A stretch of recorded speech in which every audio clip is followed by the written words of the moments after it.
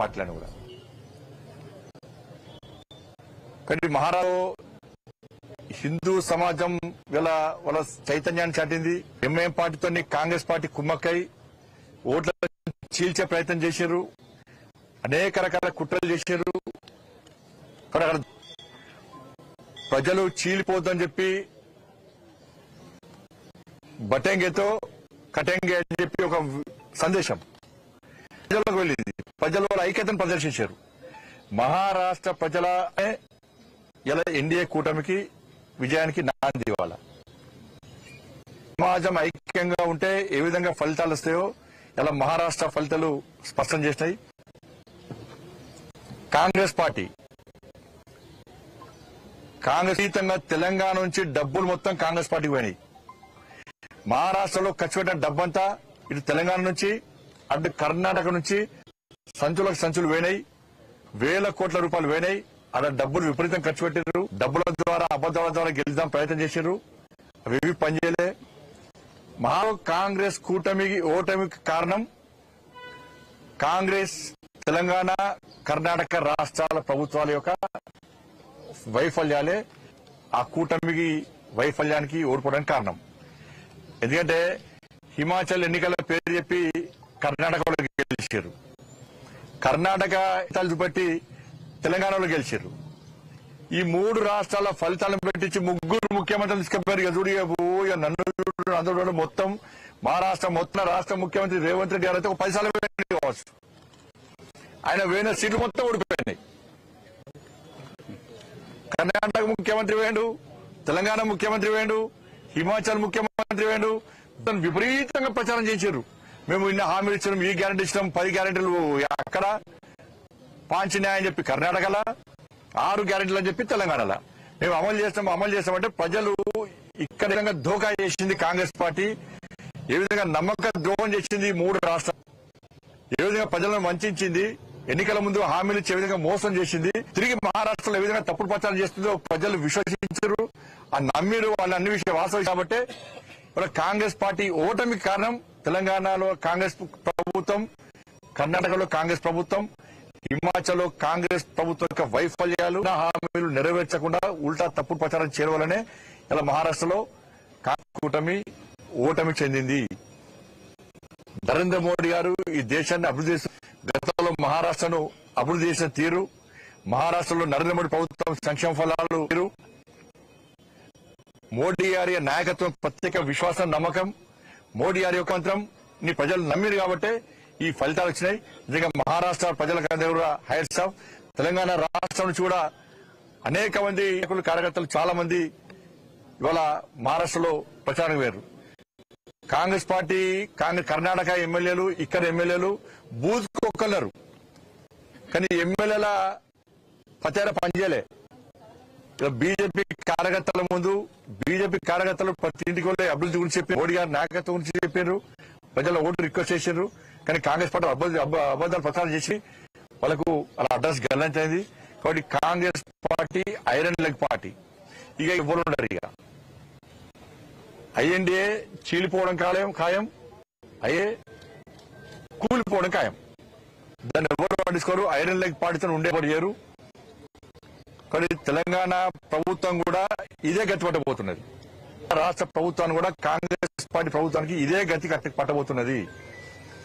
మీరు హామీ ఇచ్చి ఇలా ఏ ఒక్క హామీని నెరవేర్చే ప్రయత్నం చేయలే. ఇలా ఉల్టా రాష్ట్ర ముఖ్యమంత్రి తెలంగాణ నిష్పెట్టుకుని అక్కడ కాంగ్రెస్ పార్టీ మంత్రులు ప్రచారం చేశారు. 2,500 రూపాయలు ఎంతమంది మహిళలకు ఇచ్చారో మహారాష్ట్రలో చెప్పలేకపోయినా మేము పోయి చెప్పినాం. కాంగ్రెస్ పార్టీ మోసాలని కూడా చెప్పినాం. మేము పోయి కిషన్ నేను పోయినా, ఇంకా చాలా మంది నాయకులు పోయి వాస్తవ విషయాలు చెప్పినాం. అందరినీ కలిసాం, తెలుగు వాళ్ళందరికీ కూడా విషయాలు చెప్పినాం. వాళ్ళు వాస్తవ విషయాలు గ్రహించారు.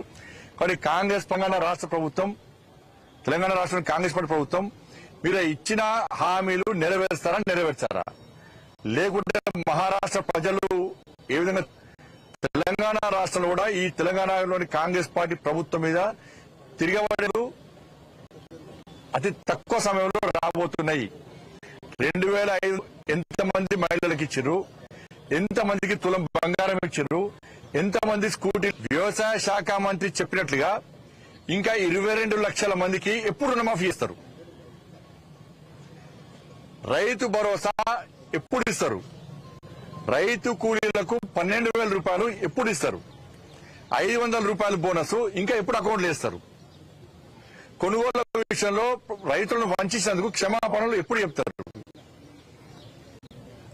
ఉద్యోగాలను వెంటనే భర్తీ చేస్తున్నారు, ఎప్పుడు భర్తీ చేస్తారు? ఇచ్చి 30,000 ఉద్యోగాలు నోటిఫికేషన్ అయితే 50,000 ఉద్యోగాలు ఇస్తామని చెప్తున్నారు మహారాష్ట్రలో. ఇక్కడ తెలంగాణ పైసలు మొత్తం తీసుకుపోయి మహారాష్ట్రలో యాడ్స్ ఇచ్చారు. తెలంగాణ రాష్ట్ర ముఖ్యమంత్రి తెలంగాణ పైసలు ఇక్కడ హామీలు నెరవేర్చిన పైసలు, బోనస్ చేయడానికి పైసలు లేవంటారు, ఉద్యోగాలను పైసలు లేవంటారు, నష్టమైన రైతులకు ఇవ్వడానికి పైసలు లేవంటారు, 2,500 మహిళలకు ఇవ్వడానికి పైసలు లేవంటారు, 4,000 రూపాయలు ఆసరా పెన్షన్ చేయడానికి పైసలు లేవంటారు, ఉద్యోగస్తులు డిఏ చేయడానికి పెన్షన్ పైసలు లేవంటారు. కానీ ఇక్కడ కోట్ల రూపాయలు తీసుకుపోయి మహారాష్ట్రలో యాడ్ ఇచ్చారు. అన్ని అబద్దాలు యాడ్స్ ఇచ్చారు. ఏమైనా యాడ్స్, ఏం పనిచేసిన యాడ్స్ అన్ని తప్పుడు ప్రచారాలే. కాబట్టి ఈ గ్యారెంటీలను ఇచ్చిన 6 గ్యారెంటీలను అమలు చేస్తారా, చేయరా? చేయకుంటే ప్రజల తిరుగుబాటుకు ప్రభుత్వం సిద్ధంగా ఉండాలని చెప్పి మేము హెచ్చరిస్తున్నాం. శివసేన రాజ్యసభ సభ్యుడు బీజేపీ ప్రభుత్వం ఈవీఎంలను ట్యాంపరింగ్ చేసింది కాబట్టి కామన్ అయిపోయిన స్పీకర్ ప్రతిసారి అదే అంటారు. మన జార్ఖండ్ వాళ్ళు గెలిచే అవకాశం లేదు. ఇప్పుడు తెలంగాణలో గెలిచారు. తెలంగాణ వాళ్ళ ప్రభుత్వం వచ్చింది కదా, కర్ణాటకలో ప్రభుత్వం వచ్చింది, ప్రభుత్వాలనే కదా. అంటే వాళ్ళ ప్రభుత్వాలు లేని కాడ ఎట్లా గెలిచారు వాళ్ళు? మరి ఈవీఎంలు ట్యాంపరింగ్ చేస్తే పోయినసారి కంటే మాకు దేశంలో మెజార్టీ ఎందుకు తగ్గించుకుంటాం? మేము మొత్తం మాకే వేస్తాయి కదా, 1 సైడ్ మేము వేసుకుంటాం కదా. కాబట్టి ప్రచార లెవెల్ నంబర్ అన్ని ప్రచారం చేస్తేనే లాస్ట్ అయిపోతుంది. దాంతో పక్క ప్రభావం చూపిస్తాయి. ఇక్కడ ప్రజలు ఆలోచిస్తారు, వాళ్ళ మహారాష్ట్రలో ప్రజలు ఓటని 500 ద్వారా గుణపాఠం చెప్పారు. ఈ ప్రభుత్వం ప్రచారం చేసింది, నమ్మించి మోసం చేసే ప్రయత్నం చేసింది. ఈ ప్రభుత్వాన్ని ఇట్లా చూసే మా కుంపలు ముడుస్తుంది కాంగ్రెస్ పార్టీ ప్రభుత్వం. కాబట్టి పక్క ఇక్కడ ప్రజలు చైతన్యం అవుతారు. ఇలా భారతీయ జనతా పార్టీ నేతృత్వంలో మేము యుద్ధం ప్రారంభించబోతున్నాం. ఈ ప్రభుత్వం కూడా పాఠం చెప్తున్నాం. అది మా చైతన్యం పార్టీలకు ఇంకోళ్ళు కూల్చే అవకాశం వాళ్ళు ఇయ్యరు. వాళ్ళే ఇప్పుడు ఈ తర్వాత కాంగ్రెస్ పార్టీలో లుకలు పక్కా సాడతాయి. కాంగ్రెస్ పార్టీ ఎమ్మెల్యేలు, మంత్రులు తెలంగాణ రాష్ట్రంలో తిరగలేని పరిస్థితిలో ఉన్నారు. వాళ్ళ మహారాష్ట్ర ఎన్నికల తర్వాత, ఫలితాల తర్వాత ఇంకా తిరగలేని స్థితిలో ఇలా కాంగ్రెస్ పార్టీ నాయకులు ఉంటారు. వీళ్ళు ఎన్ని ఉపన్యాసాలు ఇచ్చినా కూడా వీళ్ళు ప్రజలు పట్టించుకోరు. ప్రజలు ప్రశ్నించే స్థాయికి వచ్చారు. ఇప్పుడు ప్రజలు ప్రశ్నించే స్థాయికి వచ్చారు, ప్రజలు నిలదీసే స్థాయికి తెలంగాణ రాష్ట్రంలో వచ్చారు, వస్తారు కూడా. లుకలు ఫలితాల తర్వాత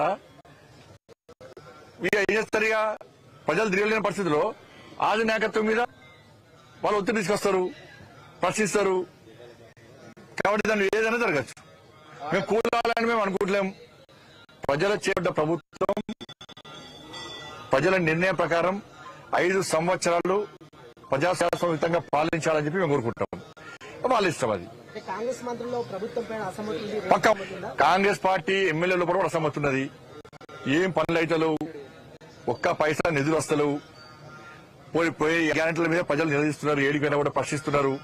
మేము తిరగలేని పరిస్థితిలో ఉన్నాం, మా పరిస్థితి ఏంది అని వాళ్ళు ఆత్మ విమర్శ చేసుకునే స్థితిలో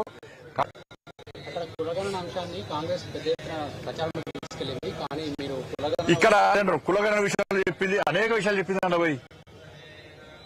కాబట్టి ఇక్కడ కులగణ విషయం ప్రజలకు విశ్వాసం లేదు. కాంగ్రెస్ పార్టీ చేసే కులగణ విషయంలో ప్రజలకు విశ్వాసం లేదు.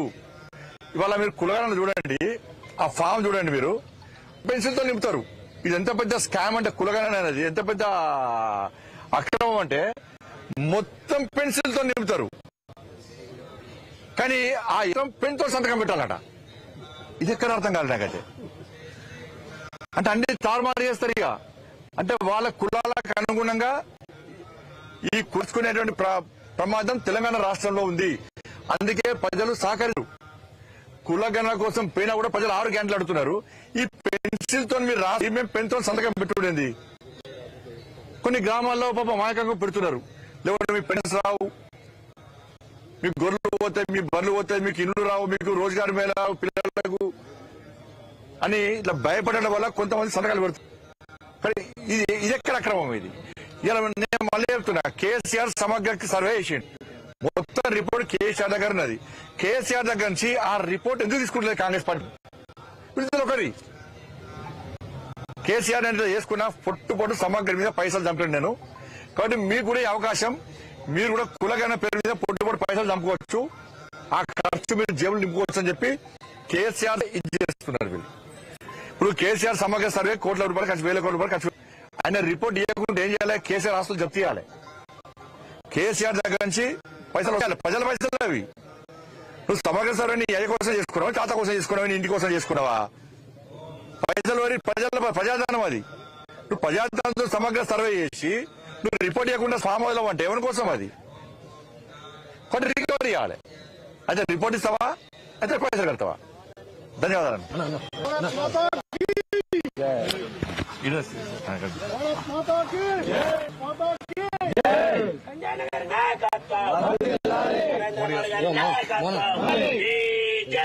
జిందాబాద్